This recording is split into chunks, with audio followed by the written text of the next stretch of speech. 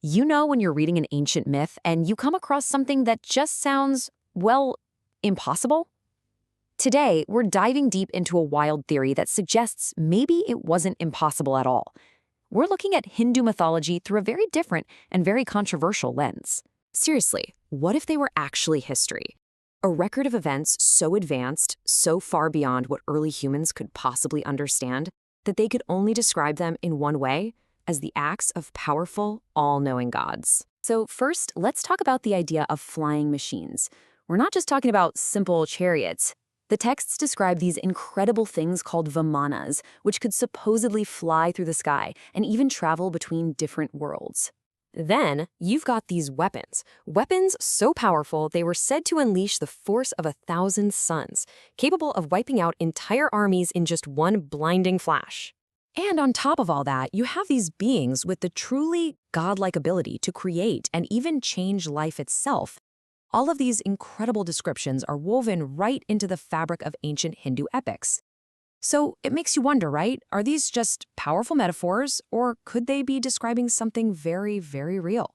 Okay, so this whole line of thinking leads us to a fascinating concept called the ancient astronaut theory. And yeah, it's a pretty radical idea that basically flips our understanding of ancient history on its head. The core of it is pretty straightforward. What if the gods from our oldest stories were actually super advanced beings from another planet? Proponents of this theory believe that these visitors came to Earth, shared some of their knowledge and technology, and in doing so became the basis for our earliest religions. And this isn't just an idea about one specific culture. Oh no. People who subscribe to this theory see these same kinds of stories all over the globe, suggesting that maybe, just maybe, this was a worldwide phenomenon, from ancient Egypt to South America. So, let's do it. Let's put on our ancient astronaut glasses for a minute and look at some of the most famous examples from the Hindu epics. But instead of seeing them as myths, let's pretend we're reading a historical account. Okay, first up, those vimanas we mentioned. The Ramayana describes one, the Pushpaka Vimana, as a flying chariot that goes wherever its owner commands it to go. Now, is that just a cool magical ride? Or could it be an ancient person's best attempt to describe a highly sophisticated spacecraft, one that could even travel between stars? And then you have the divine weapons, the astras. The Brahmastra, for example, is described as this incredibly devastating weapon that could vaporize whole armies and make the land totally barren for years.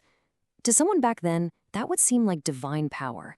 But to us today, it sounds chillingly similar to the after effects of a nuclear bomb. It's not just objects either. Even characters get a second look. Take the sage Narada. He was famous for being able to travel all over the known worlds to deliver news almost instantly. Is it possible this is a story about a person who had access to some kind of advanced, maybe satellite-based communication system? And honestly, the list keeps going. Deities who create life, well, that could be a way of describing advanced genetic engineering. The strange physical forms of some gods, like having multiple arms, maybe that was an attempt to describe a totally unfamiliar alien biology. And the Vedic texts themselves contain some incredibly accurate astronomical data, knowledge that some argue had to come from an off-world source.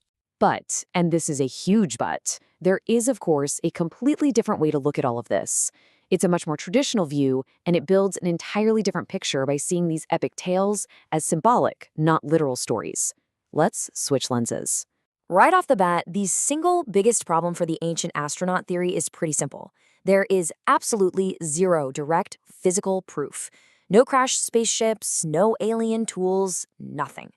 The entire theory is built on reinterpreting old texts, not on any hard scientific evidence. So let's look at that same evidence through this other lens. Take a god with multiple arms. Is it really an alien's body? Or is it a beautiful, powerful symbol for that deity's incredible power and their ability to do many things at once? Their divine multitasking, if you will. And what about that famous flying chariot? From a symbolic view, it's not a physical machine at all. Instead, it represents something much deeper, a spiritual journey. It's a metaphor for the mind's ability to rise above the physical world through meditation and reach a higher state of being. It's about the flight of the soul, not a flight of the body. And this really gets to the heart of the counter-argument. Critics say that boiling these incredibly rich, complex stories down to just aliens visited us completely misses the point. It strips away all the deep spiritual and philosophical lessons about life, duty, and enlightenment that these stories were meant to teach. And beyond all that, you just have to respect the raw power of human imagination. We create gods to explain things we don't understand. And we all know stories can change a lot over centuries of being told and retold. Maybe these epics were never supposed to be history books in the first place. Maybe they were always meant to be timeless guides on how to live a good life. So, where does all this leave us? We have two totally different ways of interpreting the exact same incredible stories. One side sees a lost history of technology, and the other sees timeless spiritual metaphor.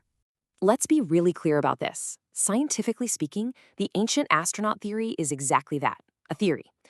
It's a fascinating idea for sure, a really interesting thought experiment, but it is completely unproven and it's way outside the mainstream of accepted history. But maybe whether it's true or not isn't the most important part. Maybe its real value is in the incredible questions it makes us ask. It forces us to look at these ancient stories with new eyes and think about some of the biggest questions there are. Where did we come from? And are we alone? At the end of the day, it's up to you to decide which lens you want to look through. Are these epic tales a literal record of a forgotten past, of cosmic visitors who shaped our world? Or are they a timeless reflection of the incredible, boundless power of human spirituality and imagination? The answer is still out there.